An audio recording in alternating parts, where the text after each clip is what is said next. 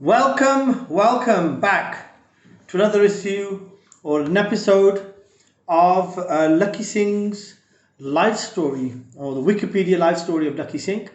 And for those who already know who Lakhi Singh is, he's a famous entrepreneur, he's a networker, socialite.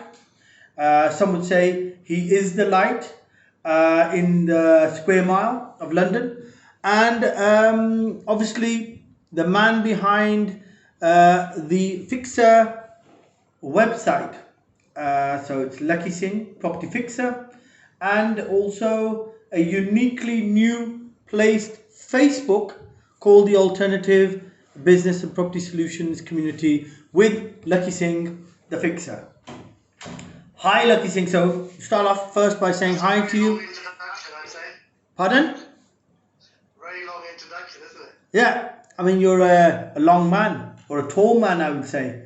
6'4", is that right? Not as tall as that, but 6'2", I'd say. 6'2", right? A couple of inches shorter than me, yeah. Yeah, I think sitting down, that's about right. Yeah. Okay. So enough of that. We'll continue with your life story, and in reality, a lot of people stop me on the high street, walking down the high street. How is it you're able to get into the psychology of this man, to the skin of this man, and understand how he ticks? How is it that Lakhi Singh works and operates to the extent that it doesn't seem like he sleeps, he works? He's like an automated business machine, devouring business and creating wealth for himself and people around him. And they find it quite fascinating that you actually give me your time. So the questions on everybody's tongue: why is it that I've been able to get this time out of you? How? Well, I think it is a 24-hour service. I think I enjoy what I do. So any moment I get where I can do something that's proactive, I don't like to miss the opportunity. That's as simple as that.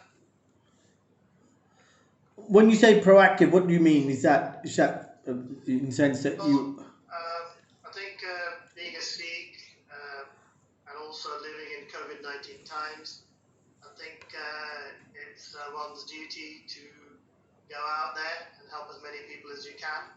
So whatever I can do for free, I do. Whatever I can do to give people guidance or strength or knowledge, I'm more than willing to give, and I don't always discriminate about who I give it to. It could Well, that's really interesting, because I remember reading one of your friends catching you crying, crouched in the public toilets. When he asked you why or what's the problem, Lucky, and you just said you felt so much for the people around you who were suffering in this time of emotion. Is that right? Did that actually happen? Well, funny enough, I probably have that feeling every few days because we help quite a few clients who are going through a lot of difficult times not just because of COVID-19, just because the nature of the business environment. So you do take time in the toilet to cry? Not necessarily the toilet, but I may actually shed a tear here and there once every few days or something, because it is quite tough actually seeing people in difficulty. And do you relate this back to your upbringing? Maybe was it your parents' support of you, or is it got to do with just the fact that you are a unique entity in yourself, a bit like a werewolf without teeth, or like an alien predator without the saliva? Is that what you are? I wouldn't classify myself as the predator. I'd probably classify myself as more as a person that likes to be of service. but still at the end of the day, we still have to do business. But where I can, I try and go the extra mile for people that may need assistance and may not have any money. So I do actually. Well, that's an interesting thought, Lucky, because I read in your history that in your life when you left high school, you were at a bit of a juncture position, a bit of a confusion, if I'm not wrong to say, which was rare in your life. Normally, you're very clear and crisp about what you're doing, but there was a confusion about which direction you were going to take. Is that right? Is that true that I read that about you? Yeah, I think when I was around 16, 18, that sort of age, I wasn't too sure what direction I wanted to take because I don't think I was that necessarily very academic, but I was quite hardworking. So I just followed what my brother did because that was the easy route because he'd already been to that route. So I did the BTEC National in Business and Finance in Uxbridge College. Okay, so that's actually is that what you did of your own accord, or was that advice you took from him to follow that path? Yeah, I think my brother and I are very close, and he did guide me because I was quite sort of impressionable, a bit young and naive, and not necessarily very switched on about what I wanted to do at the time. I think I was probably a bit late in maturing, actually. You mean like physically or mentally? Probably mentally. I think I was probably a bit of a kid still at 18, 19. Wasn't quite mature, and I think probably a bit late in maturing mentally, let's say. Okay, so you were quite slow in your mental capacity. Yeah, you could say that. I might have been slow. Speech distortions and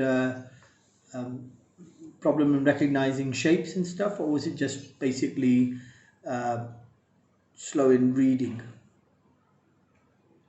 Probably all those three things, I think.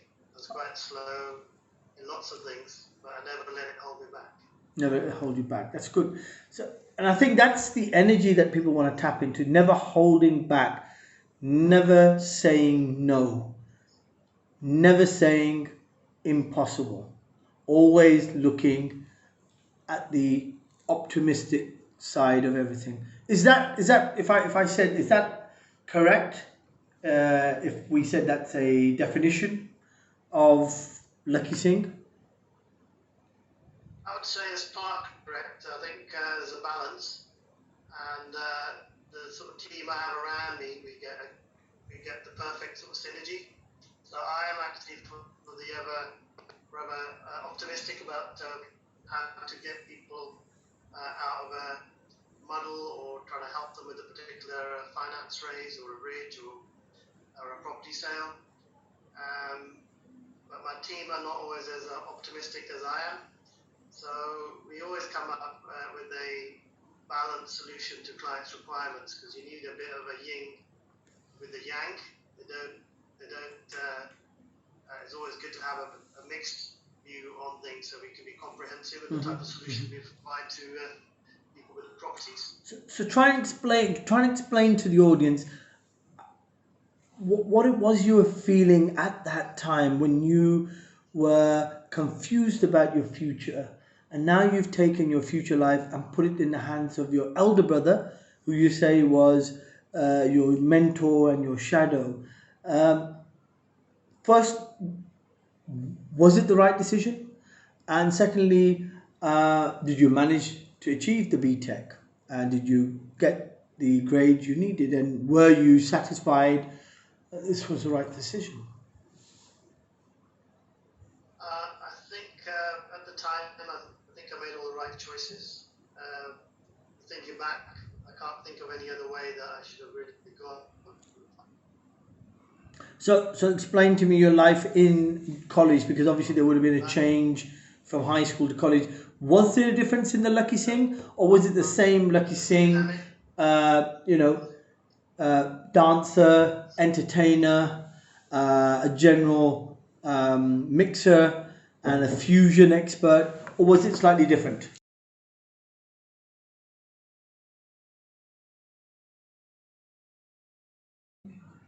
Well, to be honest, academia was very important for myself and my family. I think I wanted to prove to my parents that I was actually heading the right track. But at the same time, I did actually enjoy my artwork, my dancing, going out, meeting people. I think I'm quite lucky.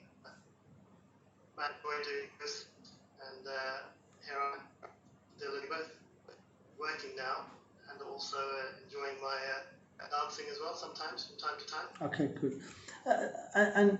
And once you completed BTech, then was the stone set for Lakhi Singh, the businessman, the entrepreneur, the networker? Was that where the foundation, was that the turning point in Lakhi Singh?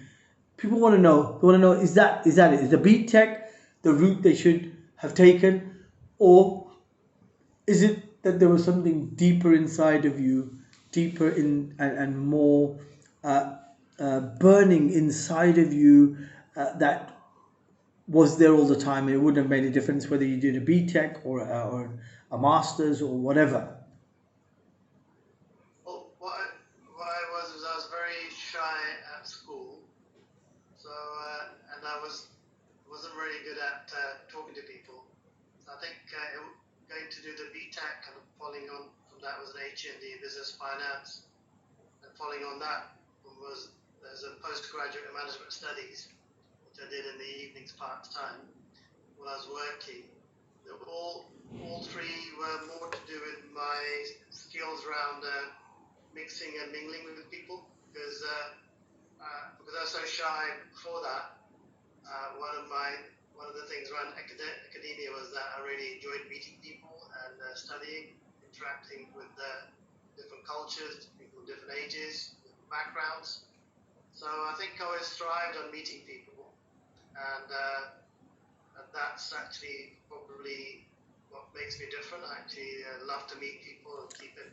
So it's interesting you say that, because you've gone on from the BTech straight into uni life where you did a postgrad, and even though we've moved on quite swiftly, the question goes that you were academic, or you had the feeling that academics were important, and because you were a socialite or you were good at mixing with people, you're saying that helped you in getting your degree. Is that what you're trying to say? Is that the key? Is that the hidden?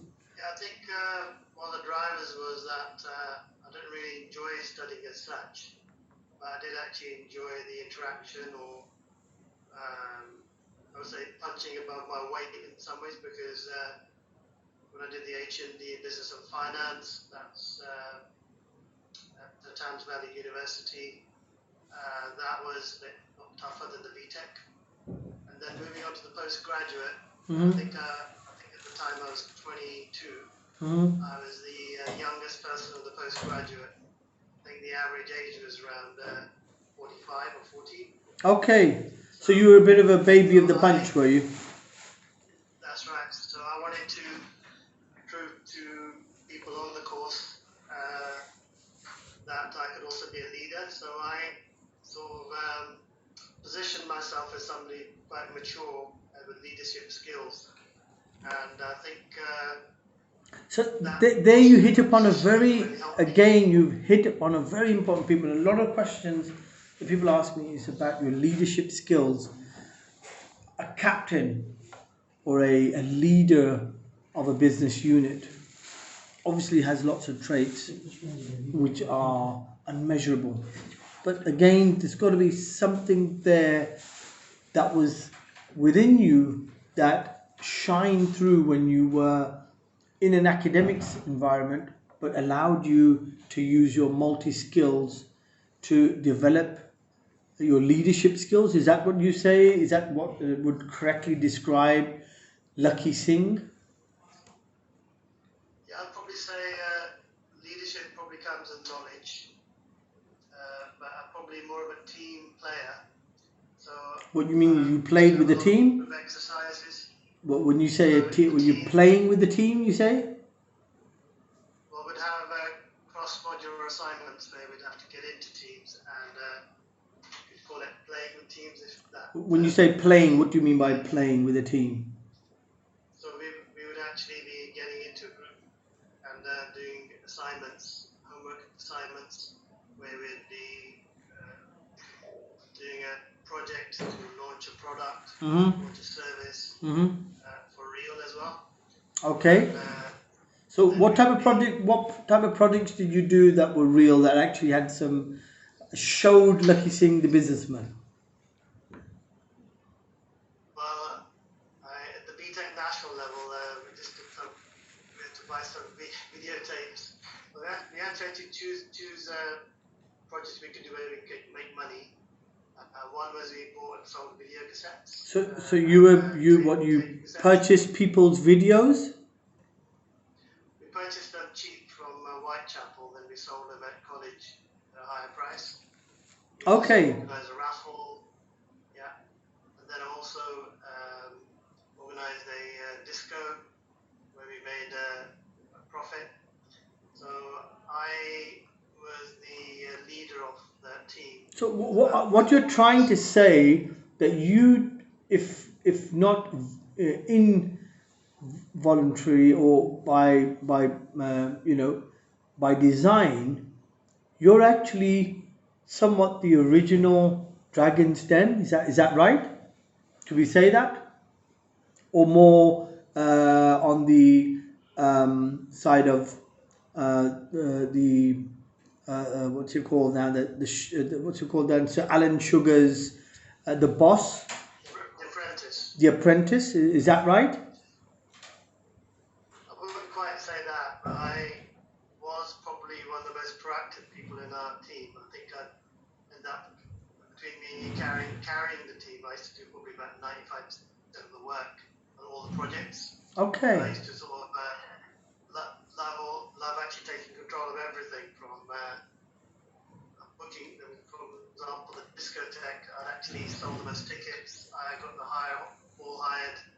I did all the planning, got everything done on the day. I think you like to say you're a bit hands-on, because I think it's a very That's right. famous. Hands-on actually. You're hands-on, right? And I think you use that a lot in front of your staff. That's right. I am hands-on with tasks. The tasks, and obviously because you've got long fingers, you get your fingers into everything. I'll leave that to you. I'm not getting into my fingers into everything now. Okay, right, okay.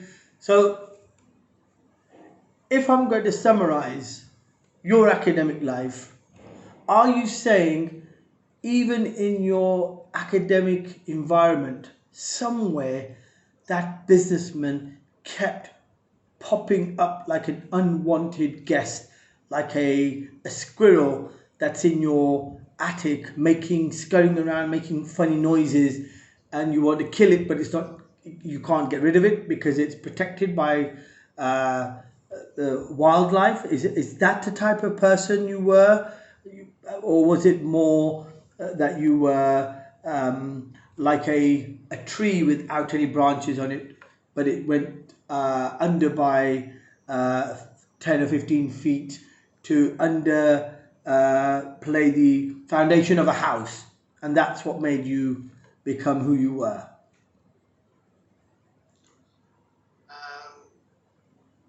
I'm not too sure how to answer that question, but I think I was probably more like the squirrel, always squirreling away, actually trying to learn two tricks in business, and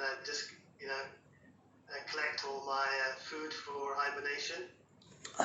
So the hibernation is probably an analogy for a pension or something. But so there you have it, gentlemen. Lakhi Singh is a squirrel who likes to hide his nuts for the future, and that's one of I the. knew where that was going. That's why I used the word food.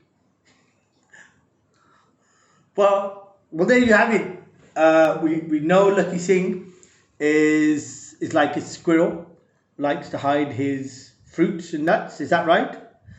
And I like to hide my food, yeah. you like to hide your food.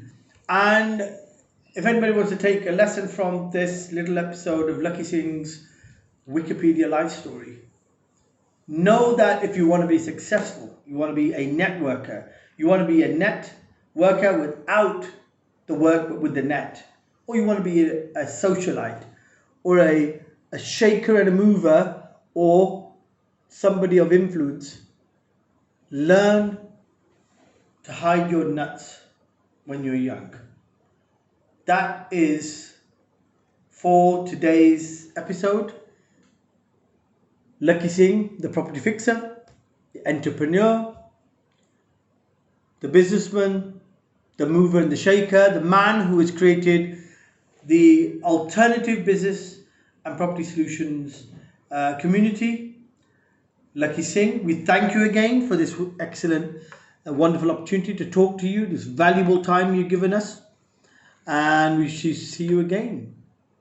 Thank you very much, Lakhi Singh.